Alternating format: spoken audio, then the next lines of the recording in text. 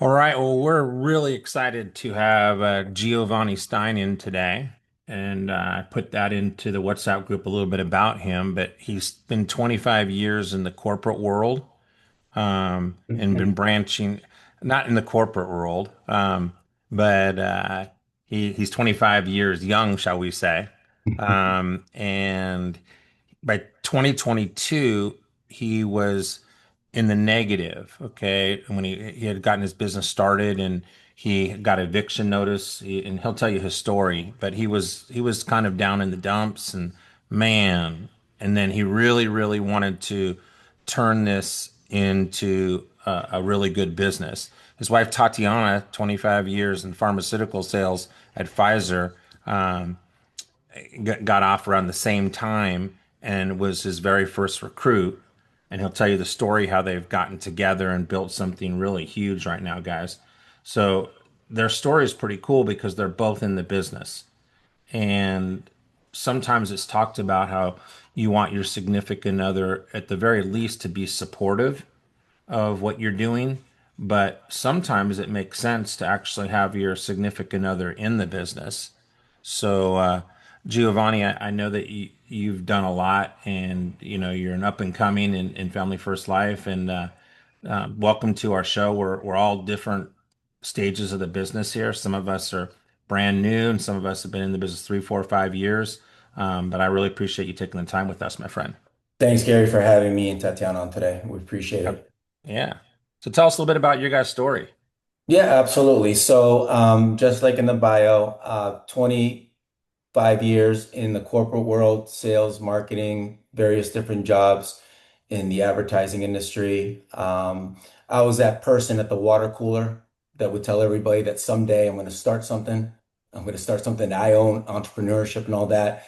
And I decided to do that. Back in 2016, we had an opportunity to move to Florida. My wife was doing very well in pharmaceutical sales as a sales rep at various different companies, Johnson and Johnson, Eli Lilly. She ended up at Pfizer. So we took that opportunity, and I decided to branch out of the corporate world at that time and get into the online space. So I created at the time, which drop shipping was e-commerce. All that was very popular at the time. I decided to get into that business. Did very well. We created our own brand and line of clothing, fitness, and 2020 came, and my suppliers in China went out of business. I couldn't supply any orders on my website. Everything tanked, and I was looking at our life and the lifestyle that we had, bringing in 50 to 60,000 a month. Living that lifestyle came to a halt. So I had to do some digging. Being the man of the house, I'm looking at myself, being the provider for three children, one in college, having to sometimes, at the lowest point in my life, having to tell my family that we were going to go through some hard times right now. My daughter was asking for things that I couldn't afford. I was really up against the wall. I woke up one morning with a negative 1,200 in my bank account. I had an eviction notice from the Broward Sheriff Department on my house that we had a $6,000 rent. So I started searching online. Since I was in the online business, I was searching on YouTube, make money online. I came across my mentor who was already at Family First Life. She was selling at a high level. She was in the industry that I was in prior in e-commerce. She lost her business. So I resided with that message. I saw her on Andrew Taylor's podcast. I DM'd her right after that video and I said, I've got to do what you're doing like yesterday. I've got an eviction notice staring at me right now. I got a negative 1,200 in my bank account. She told me exactly what I had to do. And I was one of those students that paid attention. I didn't bring my ego to the door. All my experience that I had, that had to go out the window. I told my wife, just got off the phone with this lady. This story sounds great. She's making over 1 million a month or 1 million a month at the time. And I'm like, all right, I gotta lock in. This is what she told me I had to do. I had no insurance experience. I did have some sales and marketing, great, but I didn't know whole life versus term. I didn't know any of that.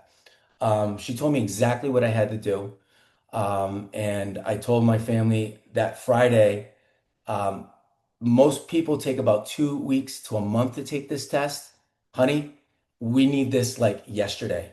You take the family, go to somewhere, one of our friends' house. Let me lock in for the weekend.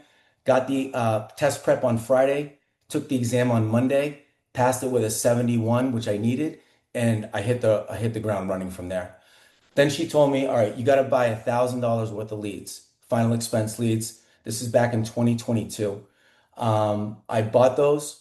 And I turned that 1,000 in 1 week into almost 14 grand. Got myself out of the hole with the eviction. And then the rest was history. I just I picked up the pieces from there. I was locked in. I said if I can put 1,000 and get 14,000 out in 1 week, what could I do if I put two, three, four? And the rest was history. From there, I was producing 40 to 50,000 a month back in 2022. And my wife was on the sidelines. She wasn't totally sold on the idea. Life insurance had that negative connotation in her mind, and where folks that don't make it go to. I said, no, honey, I'm gonna give this in. I'm gonna give it 90 days. I'm gonna lock in, and if it's real, we'll take it from there. She was on the sideline the whole time, and she'll speak in a second. But the opportunity came about for her to come in the business had been nagging her for a whole year. She had lost her job with Pfizer that she was with for about 10 years. And she had no opportunity at the point as well. So I looked at her and I said, all right, this is your chance to come in. We're gonna build this together. I'm gonna walk you every step through the way. First year out of the gate, I hit Hall of Fame. So she was pretty sold on it at that point. She saw the money coming in. And then she got her test. She passed with a 7 year or same that I did, and she hit Hall of Fame the first year. She's hit Hall of Fame 3 years in a row. I brought my two sons in. They were in college. They decided to drop college since they saw the money that we were bringing in, and I brought them under my wing. My 19-year-old, who's now 22, and my other son, who's 25, just came into business last year. He's been doing door-to-door sales. So I got him involved, and now we're a family business, and I couldn't be happier. We're building our business. We've got awesome agents that we're working with right now. They're totally on board with the program. They're all coachable, and that's one of the things that I learned very early on was that I had a big ego a lot, and when I came into this business, that ego was shattered because I had my back up against the wall. I had no money. I had to figure this thing out, and I wasn't going to bring my ego to the door. I just basically was very coachable with my mentor. She told me everything that I needed to do, and I followed it like a T. So for a lot of the new people that are on this call, if you have an upline that has been selling at a high level, just copy and paste, do what they say. They've got the formula. Don't bring your ego at the door. Don't reinvent the wheel. Sean, Mike, and the whole team has created a system which is very duplicatable. And now that we have different lead sources like inbounds, me and my wife were doing mortgage protection since we started, but the industry kind of morphed. And you'll find that when you're in this industry long enough, lead types change. We dropped mortgage protection this past year because we just saw the market wasn't as it was back in 2022, and it was just kind of we were just buying a lot of age leads at this point this year. In May, I decided to flip the switch, test out and be the guinea pig for inbounds. And I dropped 500. I came out with, I think, 8,000 my first week. And I looked at my wife and I said, I think we're onto something here. So I brought now my whole team is on inbounds. We have a great system. But that's my Gary, sorry, that's my long story. I apologize if that went too long, but that's a little bit of background of how we're in the business now, the family's in the business, and the rest is history. We're building something now that we can create as a legacy for my family, and for the agents that are working with us to duplicate the success that we've had and give back to them. Don't apologize. I mean, what that simple statement you said that I was in the dumps and I did anything my leader told me to do to get out of the dumps. And they said I have to spend $1,000, which now, with inbounds, heck, gosh almighty, if you can get $25 inbounds with the 10-second buffer, you can get the $55 ones, right? But can you imagine if you get the 10-second buffer, do you throw $1,000 in? That's a lot of attempts. A lot, a You know what lot. I mean? Yeah, And so the barriers to entry in this thing are getting less and less because it's about conversations, right? And then it's on us to work on our skill set. Um, exactly. yeah, so you've made it a family business. Tell us a little bit about Tatiana and bring her in to kind of give her perspective. I think that's really cool. Go ahead, Tati, take the floor. Hello, Gary. How are Hey, you? hi, how are you? Good, good. Perfect. Yeah, so I was on the sidelines. I was on the sidelines there waiting and seeing what was going to happen. And once I did see, I did see him go to Hall of Fame and I was going to the conventions with him and things like that.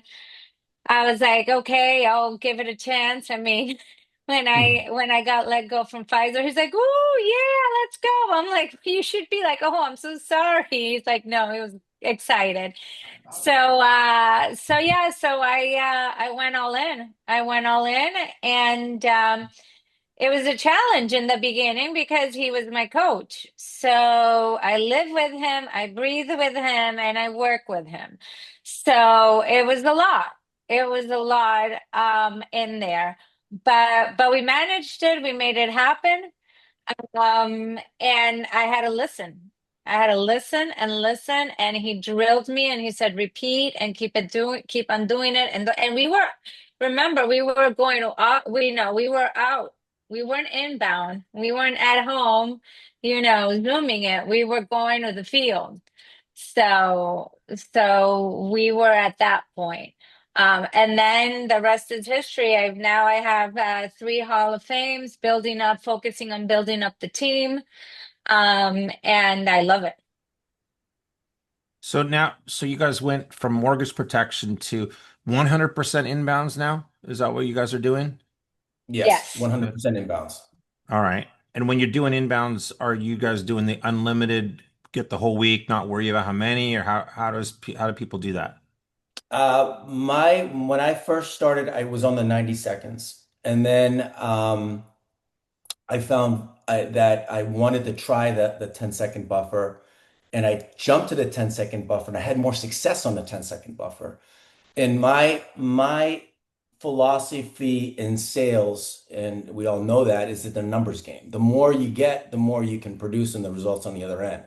So I was like, you know what? Instead of paying 75 bucks for one call or 50 bucks for one call, let me take a 2 for 1. And I can guarantee you, I can probably have a better success and chance of selling one out of three or two versus one. So that I did after the first week, and I found success with the 10-second buffer. And my thought process is I wanted to make this as duplicated as possible for new agents coming on board. And what is the biggest challenge we have with new agents? We want to get them to the point where they're having presentations, right? When we first started, we get 100 leads. We'd have to make outbound calls, 500 calls a day to get maybe, I don't know, 10 presentations if you're lucky, or 20 or 15. But now you're paying for presentations at 25 bucks a pop, and you're getting a new agent on board by having those presentations and having enough reps and the presenting numbers. Their chances of success are much higher than I'm bringing on somebody that's starting on the outbounds, and it's taking, a little bit longer for them to get that to those presentations and present numbers. So my whole philosophy was that this is a numbers game. More presentations we take, and at the 10-second buffer, you're supposed to take all the calls. The only reason why you don't take a call on a 10-second buffer is if you hear nobody on the line. But if somebody breathes and says something, you're taking that call. So I found that with the inbounds at the 10-second buffer, we were having much more success as not only me and Tatiana, but also the new agents that are starting. We can get a new agent on their first, second, and third day, which we've had, have a sale within those first, but some within the first day. And that's a huge thing for a new agent to see that this business is real, that they get paid that first day, two or three, versus waiting maybe a week doing outbounds and running their head against the wall. This is a very how do I say it? It's just a new system that we love, that is able to take our new agents to that next level sooner than later. Does that make sense, Gary? It does. So a person goes and passes the test. I really like how you said you did it in a weekend. I did the same thing. I Yep, don't test very well. Just let me go do it for 3 days, right? And then and go pass the test. Some people that right. drag it on for weeks. That's just it's hard to remember what you learned the first day, right? And it gets in your head. But assuming Exactly. a person passes their test in a week, what do you have them doing from the day they pass their test until the day that they're getting onboarded? Because it takes a little time to get, you get your license back. It takes a little bit of time to get your carriers. Is there a boot camp? Are they dialing for you? Are they watching videos? Are they right by you watching you dial to learn all the stuff? Are they in a Zoom room? Like what's that Yep. that middle space right there? That wait period shouldn't be just waiting. We have a boot camp that they go through with videos step by step of what they need to do, how they can prepare themselves with the carriers, making sure that they can log into the carriers, learning that, where to go and write the app and all that stuff. But from day one, they're connected to the hip with us on Zoom. We have a Zoom room, breakout room 28. We're there from 8 till 10 at night sometimes. But they come in, they can listen to the top leaders making calls, closing business. We have maybe what, 50 or more breakout rooms they can hop in and out of. But to answer your question, Gary, no, they're not just sitting around. We're giving them the script. We like to put folks when they haven't gotten all the contracting yet on doing some outbound calls, okay? And getting that muscle, getting that, because let's face it, Gary, outbounds are never going to go away. That's the bread and butter of our business. It's been around forever, okay? Now, what I tell my agents is that, heck, what happens if the inbounds technology goes down or something happens? What are you going to do? Just sit around for 24 hours? No, you're going to pick up the phone and start dialing leads like we've all done and you did, Gary did when you first started. So we like to put them on inbounds for maybe a week or two in the beginning just to start making those outbound calls. And if they do get a sale, we'll work with them. We'll get we'll figure the whole thing out. But at the end of the day, we're trying to get them prepared so that when they get on the inbounds, it's not a whole shock. That they, it's a totally different sale for sure, but at least they have that experience of maybe running a couple apps or something like that. But to answer your question, Gary, they're in our Zoom room and they're learning. They're unmuting and we're there to support them in what I say that 90-day boot camp. I have a Marine Corps background, so I kind of run my business like a military. But I love this with the system that we have now, we can take an agent from zero to hero within their first week or two at being with us. Awesome. Awesome. Um, have you seen any difference between Ringba, Policy Printer, Policy Tech? What are you guys currently using? Does it even matter? Um, I started on policy tech, so I can't speak about Ringba, but I will be trying Ringba soon. And I always encourage all my agents to try different leads. Obviously, first ask me because I've probably tested it out already, and I'd like to be the guinea pig for our agents to test it out first. But I have been married to Policy Tech since May when I started. I saw them at conference in February. They had a booth. I spoke to them and I just asked tons of questions. And I kind of knew that I didn't realize that Ringbo was on the sideline, but I kind of went full force with Policy Tech and Spectre with that group. And I haven't tried Ringba yet, but I've had some agents of mine on my team try Ringba. And to be honest with you, it's good to try different lead sources, different, and I don't think it's going to be too much of a difference. I know that folks that are using Policy Tech, because I haven't used Ringba, like the fact that they can track their numbers with Policy Tech and know what their close rate is, how much they've spent. I don't know if Ringba has done that yet, but I know that they've been working on developing the system for everybody at FFL, which is awesome. I agree with you on I've done all three. I did Policy Okay, Printer, did Ringba, and now I'm doing Policy Tech, and by far Policy Tech's the best.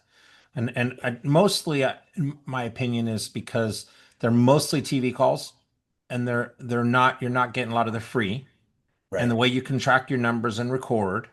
And I think Sam and his team really, really, really take pride in the fact that they're agents too. and that Exactly. all of their agents are doing the same thing. Ringbuz's the same way because Ringbuz's, our own company right here, and Yeah, but I exactly. think Policy Tech's just a bit ahead of them right now. But whatever one you use is better than making outbound dials and going 2 hours and getting talking two conversations, right? That's Yeah, crazy. I think that we have something special here with these inbounds now. I think the future of insurance is going to be kind of sold that way going forward. It's going to as it gains more popularity. But like I said, the outbounds don't get that out of your head. That's still something that, especially I can tell my agents, if you're at, looking at your goal for the month and you got 5 or 6 days left and you're not nearly where you want to be and you're waiting for inbounds to come in and they're not coming in as hot, pick up the phone and start doing some outbounds. Pick yourself up a dollar leads like I did. And the dollar leads, the goat leads that we give our new agents, I mean, you sell off those dollar leads, the goat leads. So I combine it with goat. We do inbounds, but a combination is good. Just to, like I said, to have that outbound muscle, because God forbid inbounds goes down technology wise or something happens, you still have that muscle that you feel confident, comfortable enough that you can, you know, pick up the phone, make an outbound call, and make a sale that day and not be Yeah. in the negative. Yeah. And you guys have been in the business for a while, and both of you are high performers. Talk a little bit about schedule. I'm Sure. constantly having conversations with my team members, and I work my tail off, work 12 hours a day, but that's Exactly. why I hit the numbers that I hit. And do you do you allow people into your system that are barely working 10, 15 hours? Or how do you, with your team to get the success you're getting, is there, do you just encourage full time? What have you seen as kind of a minimum that a person must put into to really be in the culture? Because obviously the way you two are talking, you're all in. It's the family business. Yeah, This is for what we're sure. doing. It's hard to like do something else and do this, right? Like Exactly. what's Exactly. a schedule you recommend for your agents? Well, we like to set an expectation when new folks come in. Obviously, people are at different stages of their life when they come here. Maybe some are looking to, get out of their full-time job and do this part-time.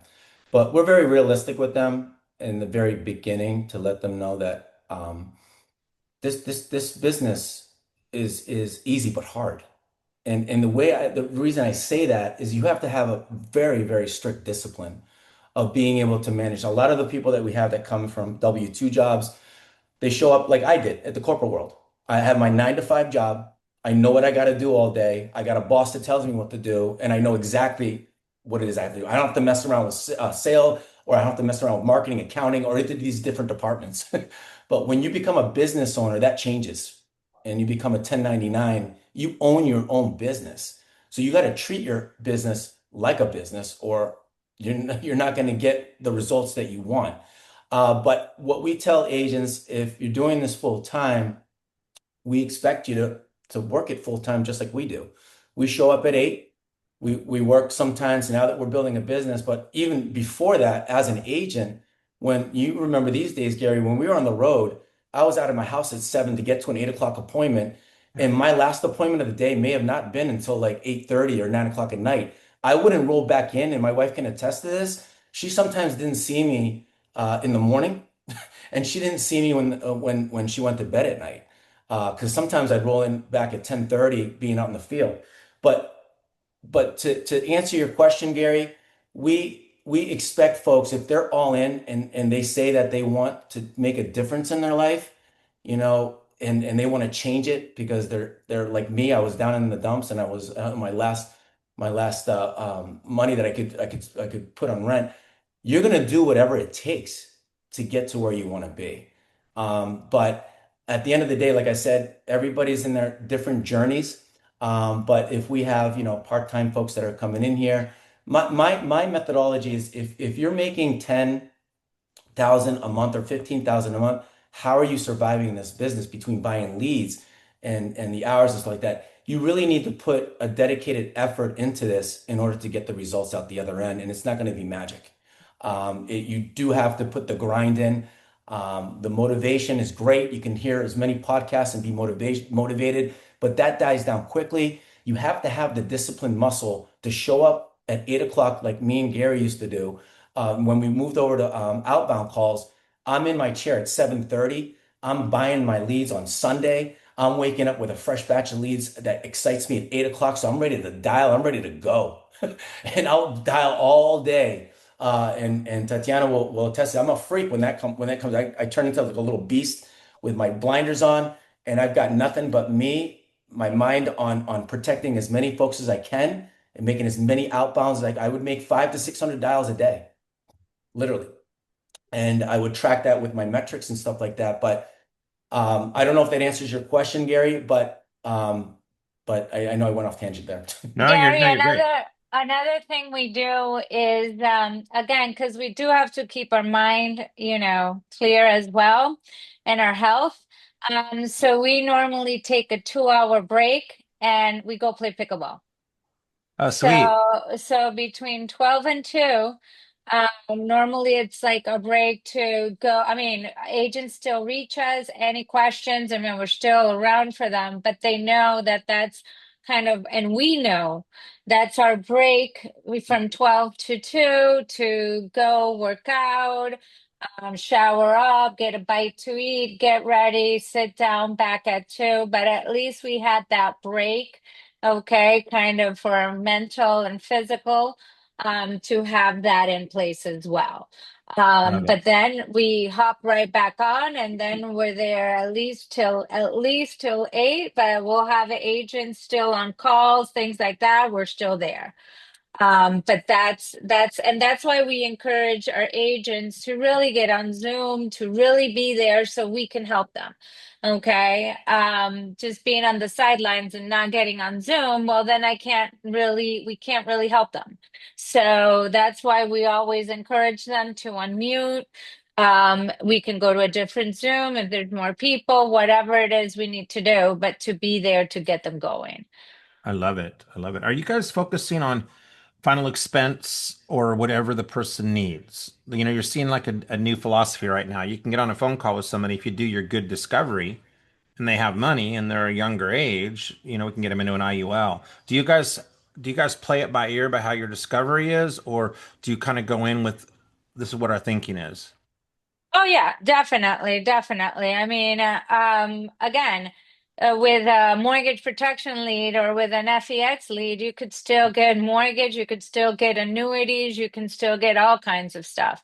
So it depends on the questions you ask, right? It's all about those questions. So yeah, I mean, if I have a client, and I had another agent that called me up and said, "Hey, I had this client, and I was, an inbound." An FEX, but actually has a mortgage and was also interested in protecting the mortgage. Okay, so let's do, I can help you on that.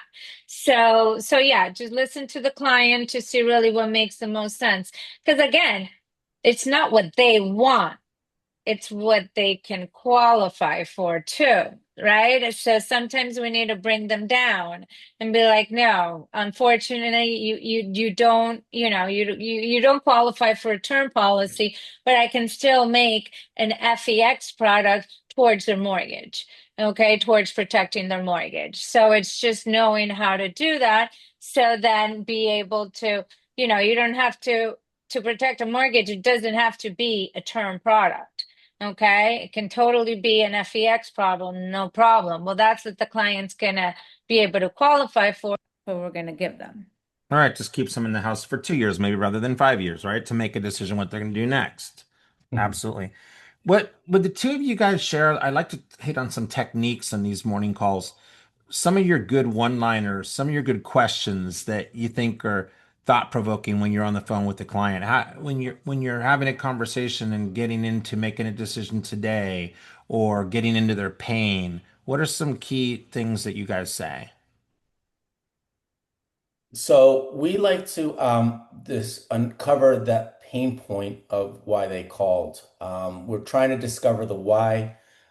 Many points within our script, whether it's outbound or inbound, you really want to focus. I tell my agents, if you're not spending 5 to 10 minutes on the why, you're going to have problems at the end because that's not going to really solidify the value of why they're buying this or getting this protection in the first place.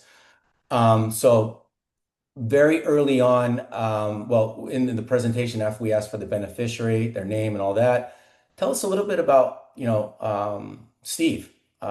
What does he do? Does he have a family? Does he work? We're trying to find out a lot of information about the beneficiary so we can use that to make sure that they understand that in case you pass away, this is the financial hardship that he or she's going to go through. We also ask whether they want to be buried in the ground or cremated. And they'll tell us burial and ground. We'll ask them, do you know how much that costs in the state of Georgia? Some may, some may not. Some right off the bat, oh, 10,000. Oh, well, tell me a little bit. How did you know that? That's right on the money. Well, I had my father who just passed away last month. Oh, geez. Okay, got it. Sorry to hear about your loss. Did your dad have insurance or did you all have to come out of pocket? Once they start saying out of pocket, then we start getting that pain point because that's probably why they're calling. They don't want their family or their significant others to go through the pain that they went through where they had to come out of pocket for that burial. So we're doing a lot of that discovery and a lot of that why so that we can tie it back at the end when we show the numbers and it makes sense about the value of what we're showing them is going to help them accomplish the goal that they want to, so that they can rest their head on the pillow at night, knowing that they got this one thing off their chest and took care of it that day. But that's probably like a surface level, Gary. But we're doing many of the things that everybody knows what they need to do, but we're really digging into that why. Many times you'll find that me, Tatiana, and our agents will have our prospects on the phone crying. Once you get them to cry, it's game over. You're gonna get them protected at the end because this is an emotional sale. They justify it with logic after they buy it, but if you're not hitting the pain points during the call and bringing out the emotion of why they need to buy, because face it, guys, this is not a car they're buying. It's not a TV. It's not something they can touch every day. It's something that gives them peace of mind, and you have to bring that out to them because most of these people are either calling inbound and they think it's just something that they saw on TV and they got to check off that box. But let's face it, when you ask them, why did you call in today? And they say, oh, I saw the ad. That's just the surface. You got to dig in. If I sometimes tell my clients when I'm on the phone, if I saw all the ads every day and I call them, and I wouldn't have enough time in the world to do anything. But why is it specifically that you called in today? There must be something. Did you have somebody pass away recently? Did you suffer a medical emergency? Or are you just like most of my clients, ma'am or sir, that you've kind of procrastinated all this time and you haven't got it done yet? So we're really, like Tatiana said, you get paid in this business by the quality of the questions you ask. The more questions you ask, the more you're going to win. You're going to uncover the why, and you're going to find out what sparked them to make that call today or fill out that form at one point in their life. They don't just fill out forms and call because they just want to. There's a real reason that they're calling and they need your help. Does that answer your question, Sure. Gary? Yeah. So number one, some people go to the toolkit and look at all the pricing and make their decision. These are agents based on saving person $1 or $2. Other agents are more proactive and say, these are the carriers I work with, and really here's what I recommend and kind of take the bull by the horn. And I think that's when I think more top producers do. What carriers do you guys mostly work with? The carriers?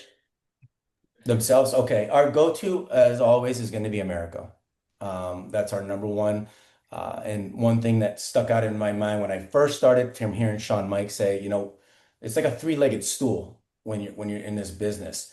If it makes sense for the client, if it makes sense for the agent. So when I say the client, they get protected from day one coverage, okay, with America. Second, it's good for the agent. They get paid in 1 or 2 days. And number three, it's good for the business. If all through those legs are standing, then it's good. It's good business, right? If we're missing one of those, then it's not good. If it's not good for the client, it's not good for you, it's not good for the business, then what are we talking here? Um, but we go with our number one carrier, Americo. Second, Tatiana, you speak on this as well. What would we pivot to? I mean, it depends on the client, Well, it obviously, depends the on the condition. client, obviously. Right. So if it is FEX, most of the times America is, gonna give them the best rate. I mean, we're looking for the best rate for the client. So definitely looking into that.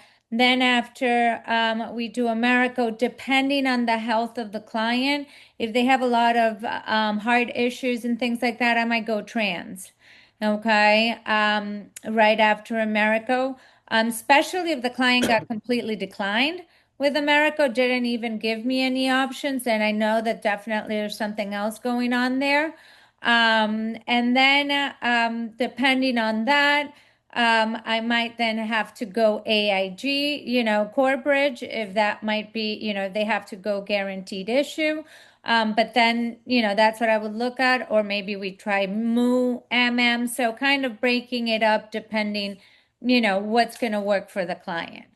And then when we Um, were doing mortgage protection, we had a gamut of folks that were younger, healthier, so we could sell term and stuff like that. And we would do Americo Mutual of Omaha, um, some of the MM. other AMM Mutual of Omaha for the IULs and stuff like And that. now we So have foresters now Mhm. as well, like, so using a little bit more of the foresters as well. Cool. Right on. I wanted to ask you guys, you're hearing more and more on a lot of the reels and different things that if you're not doing $5,000 a week, it's going to be really difficult in this business. Like you guys said that today after expenses and different things. And if you're Mhm. doing less than that, you're probably not really engaged that much, not coming to meetings, not, you're just not that engaged if you're doing less than that on a regular basis. What would you say to a person here that's writing 2,000 or less a week and needs to get to 5,000? What would be your suggestion to them? So it would be more first, we also tell them, I mean, if they're doing outbound, if they are outbounding, we say obviously track how much your call, how many dials you made, how many presentations you had, how many closes, everything, because we got to see their activity. Yep. Okay. So we got to see first and foremost that. If it's through policy tech, for example, review your calls. Let's hear your calls. See what we could improve on, and we always can improve on any, in different things. I mean, we can always have a bad week, bad 2 weeks, but when it comes to the month, well, but by the month we'll figure it out, so it's not going to be a bad month. We can still work through it. So that's primarily what we do there, reviewing their calls and also seeing, okay, how much time are you really calling and how much time are you really spending here if it's inbounding, whatever it is you're doing, what are the times look like? Maybe you're just hopping up at the wrong times. Okay. And again, those people that are not doing it full time, well, don't expect that you're just going to turn it on and you're going to get the first one as a sale and you're done and great. Well, no, it doesn't happen like that. And then the other thing is you can get a sale, but it's not only just get the sale. You got to follow through. You got to follow up. You got to make sure they got the policy. You got to take care of your clients. It's not a one and done. So that's also important to make sure that they understand that. So looking at your schedule, making sure you are covering the right times, and that you have all the right tools. And then from there, see, okay, maybe it was tonality. A few weeks back, I was just very monotone myself. Okay, and Gio was screaming at me. Okay, like another I wasn't agent, screaming and at you. he was, and he's like, you see, you got to be a little bit more bubbly. You're just going through this, you're just going boom, boom, boom, boom, and you're not bubbly at all. They're not going to trust you. They're not believing. And mind you, I've been doing this. I have 3 Hall of Fames right up there, and I'm still getting chewed at, and I'm still hearing my calls, and I'm like, you're right. I'm just being very, I gotta be a little bit more bubbly.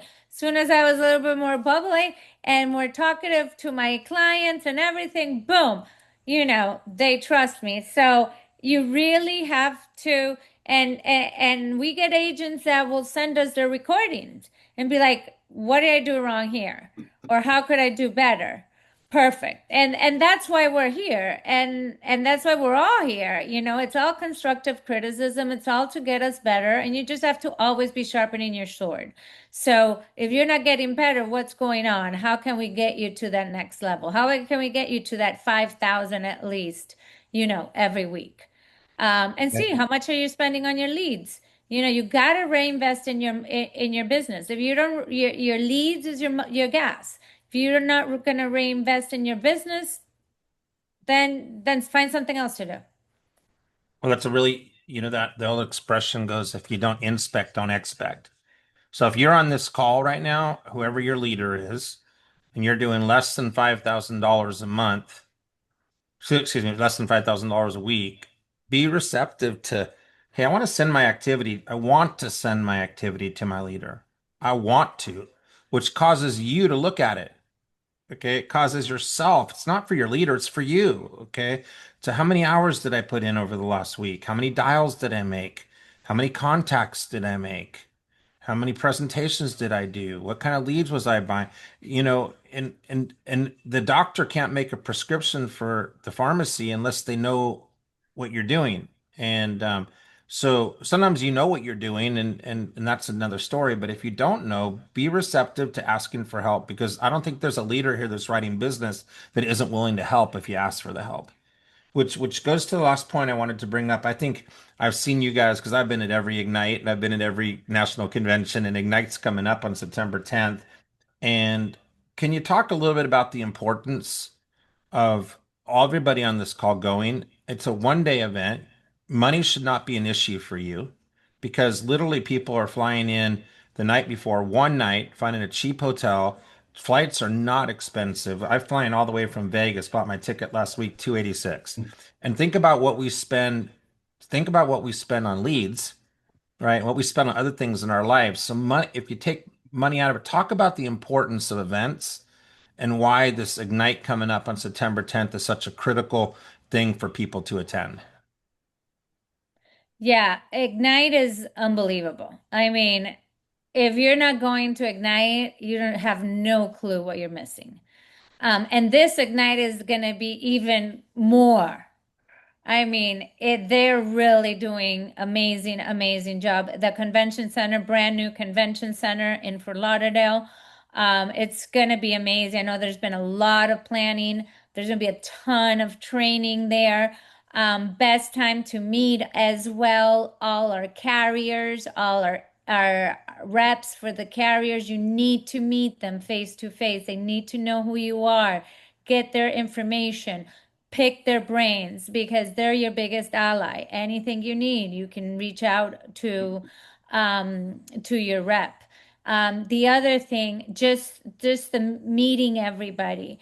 Okay, this is when it's real. Now the people that you see on the stage and they did this and they did that, it's not fake, guys. It's real. Like these are real numbers, real people making it. Okay, so why can they make it and you can't? You can make it as well.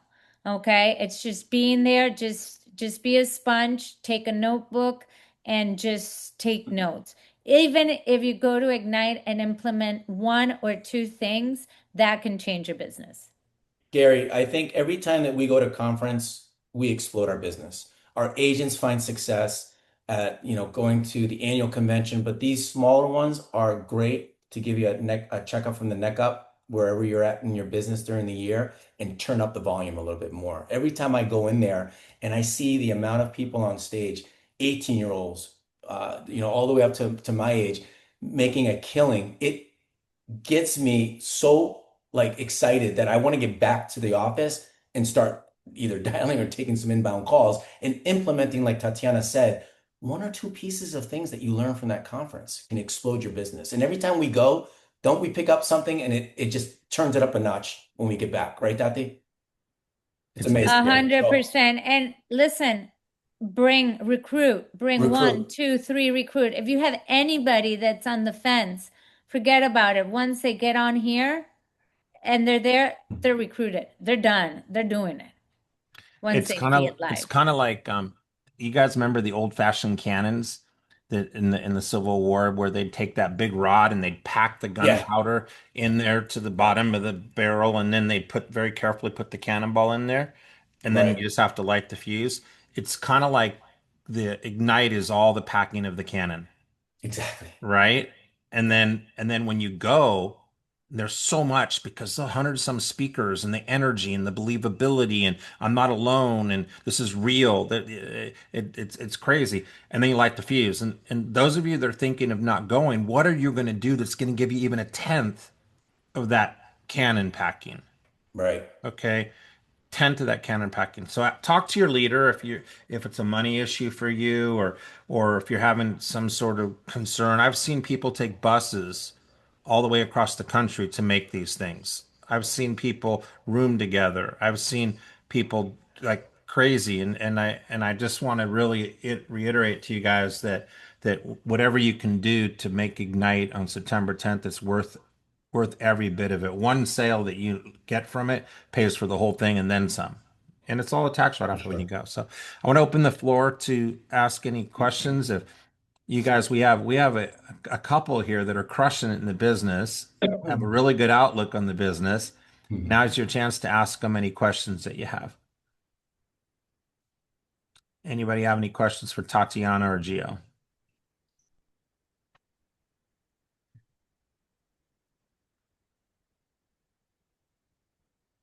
Nobody has any questions. Hopefully we covered everything. You Good. did. Actually, You I do, Gary. okay, go ahead. Go ahead. Um, my name's William as well.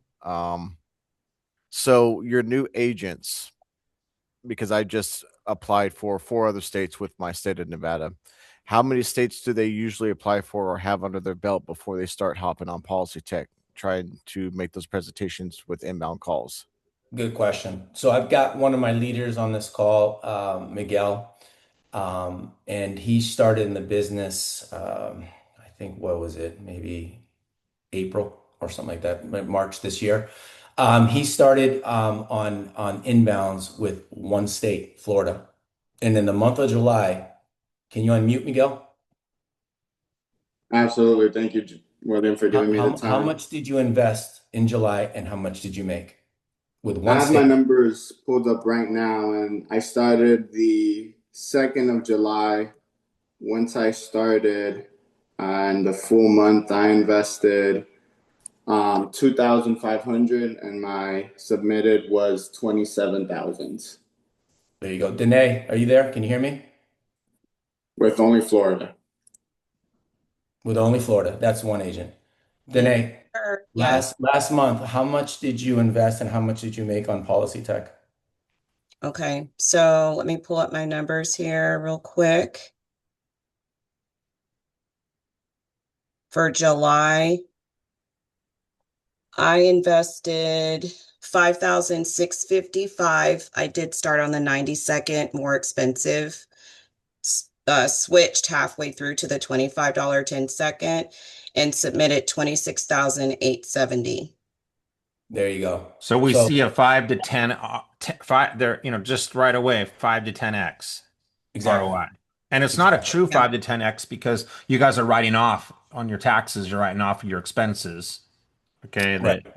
so it's a little bit better than that. But and then what I'm seeing with the inbounds too is you get better and better at it. So Of if you're course. getting a 5x right now, then you'll probably see a 7x or 8x next month because you're just learning all Your the little skill set's small, getting better. right, your skill set's getting better. Would Right. you agree, Miguel? Yeah, absolutely. Absolutely. Something that I picked up on the business, and I'm still early on, but today is the worst day you're going to be at selling life insurance. Every single day is just improvement, 1% better. You keep that mindset, you're inevitable going to grow. But to answer William's question, does it matter what the states? Miguel did it all in July with one state, Florida, and that's it. And Policy Tech and many of the different vendors will give you maybe a list of states that they recommend, which you can use, like, California, Texas. But at the end of the day, for new agents starting, I'm not stressing them out about buying 20 different states when they have to. My main mission is to get them on the phone with a call that they can attempt to sell at the end and protect that client. That's my main mission. I don't care how many states you got, because proof in the pudding, many of my agents that are starting with 1 or 2 states and that's it, and they're making a killing. Yeah, and you don't, and William and all you others, like if you're worried about that, you may have 10, 15, 20 minutes between a call coming in, but you're dialing outbound in the meantime. Dial Exactly. outbound, dial outbound, dial outbound. You get somebody picks up on your outbound, then you turn off your inbound so you don't have it come in at the same time. So it's the example is if you go fishing and if everybody's ever been deep sea fishing and you have more fishing poles in the water, right? The more fishing poles you have in the water, the more fish you're going to catch. Yeah, And it's the same thing here is like if you're just outbound dialing and you're dialing all day, or you only give yourself 3 hours in this business and you dial a little bit and you reach nobody that day, that was a waste of time.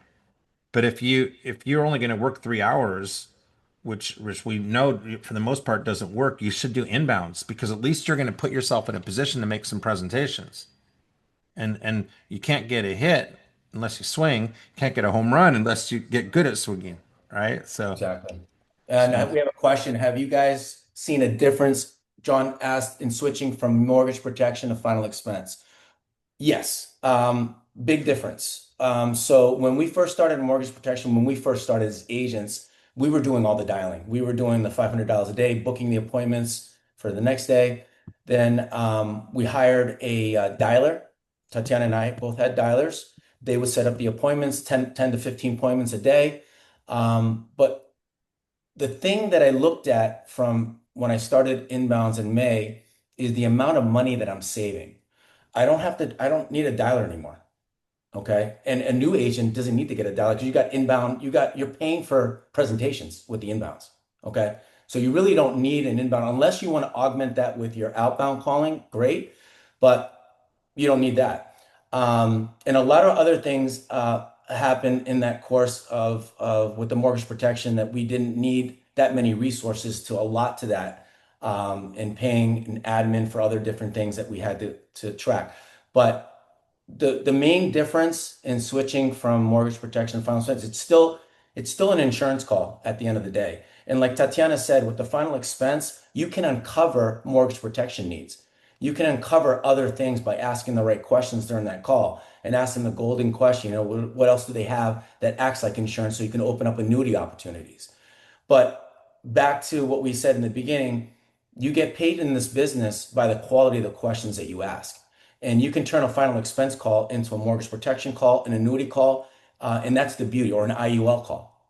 It really is, at the end of the day, final expense opens up that door for different avenues for all the type of products that we sell, whether it's mortgage protection, final expense burial, or annuities. Hopefully that answers your question, John.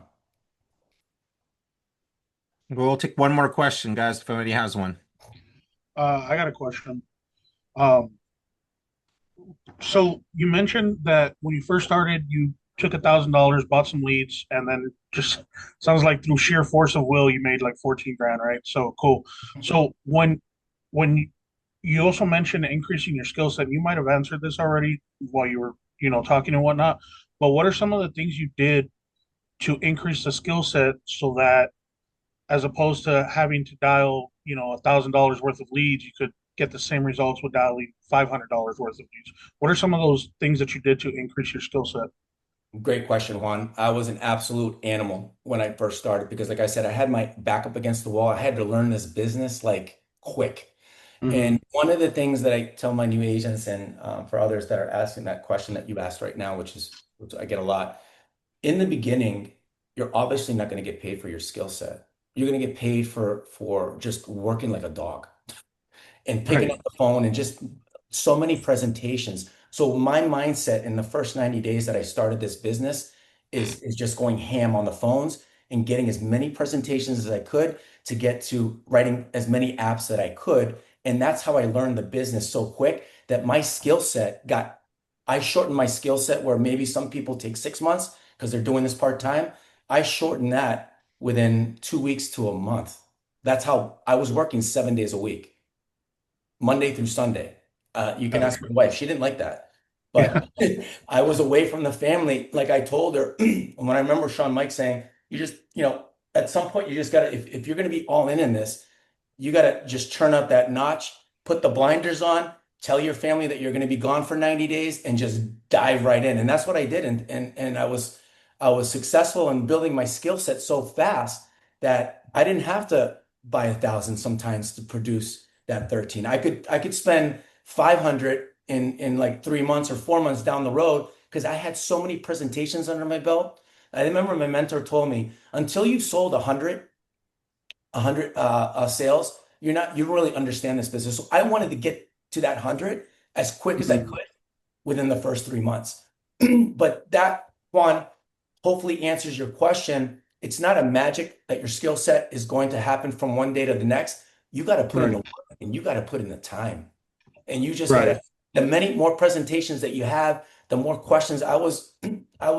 My mentor told me that I was so annoying, but she knew that I was going to be successful because the more annoying you are under her, the more it tells that you want to learn this business as much as possible, as soon as possible. So I was Right. picking up the phone, I was triple dialing my mentor at some point sometimes and annoying her because I had to get my questions answered to make those sales.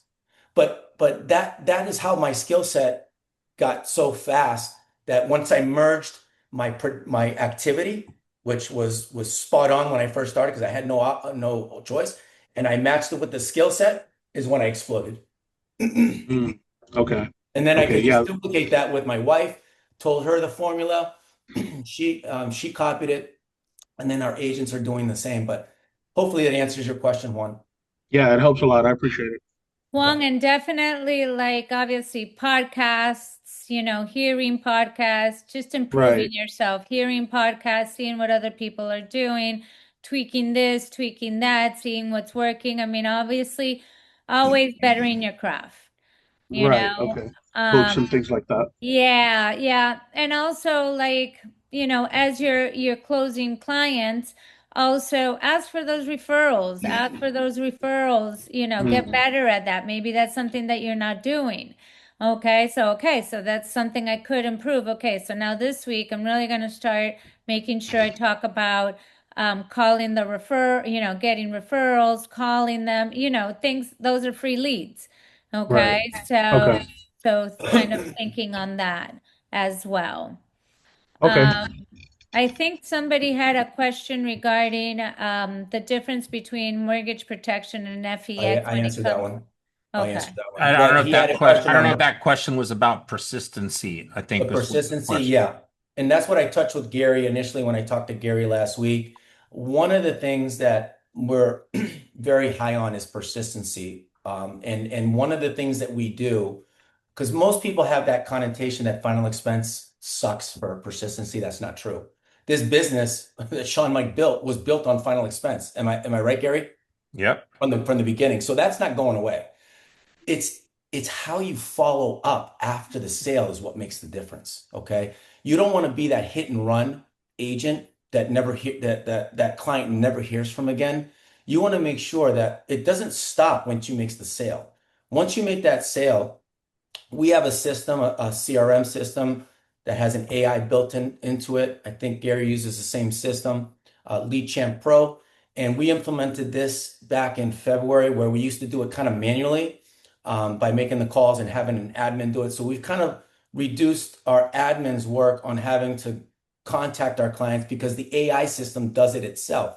Once we finish the sale, we plug it into the system, we put what the client wrote, and it starts a drip campaign of text and emails to the client to make sure that they got the policy. One of the biggest things, if I can tell you guys as a new agent, and one thing that me and Tatiana had to learn when we first started the hard way, is if your customer does not receive the policy, there's a 90% chance that policy is going to be charged back. Why?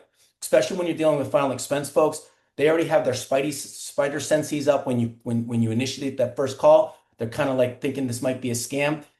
If you don't have that client receive that policy and they're paying for it, they're going to really think this is a scam, and they're going to end up getting, if they don't have your number or any way to contact you, they're going to go around you. They're going to call the carrier and they're going to cancel that policy yourself. And then you'll get that chargeback notification in your email and be like, oh.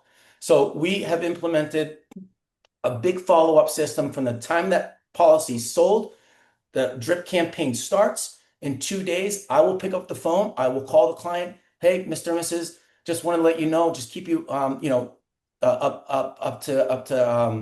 updated on the policy. It got approved. You're going to see that payment come out again, and it gives me the opportunity to resell and solidify that sale when I call that client in 2 days. Hey, by the way, if any agents call you, just remember I'm the only one that's going to be calling you. Nobody should be calling you about your policy. If they want to do a policy review or tell you that I told them to call you, nobody's calling you but me. If you don't see that caller ID, Williams or Giovanni Stein Insurance, don't talk to nobody because you could jeopardize the policy that I just got you, ma'am.